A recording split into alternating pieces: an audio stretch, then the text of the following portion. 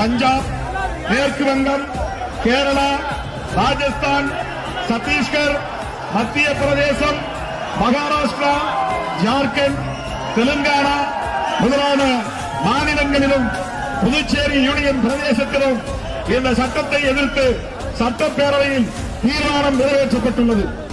இந்தியாவின் மக்கள் தொகையில் பெரும்பாலான மக்களை பிரதிநிதித்துவப்படுத்தும் மாநிலங்கள் எதிர்ப்பு தெரிவிக்கும் நிலையிலும் இந்த சட்டத்தை திரும்பப் பெறும் பேச்சுக்கே இடமில்லை என்று பிரதமர் மோடி அறிவித்திருக்கிறார்.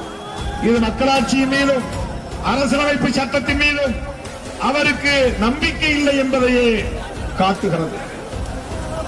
மக்களின் உணர்வுகளையும் மாநில அரசுகளின் தீர்மானங்களையும் மதித்து குடியுரிமை திருத்த சட்டத்தை ரத்து செய்ய வேண்டும் என்று விடுதலை சிறுத்தைகள் கட்சி இந்த மாபெரும் தேசம் காப்போம் பேரணியின் மூலம் வலியுறுத்துகிறது.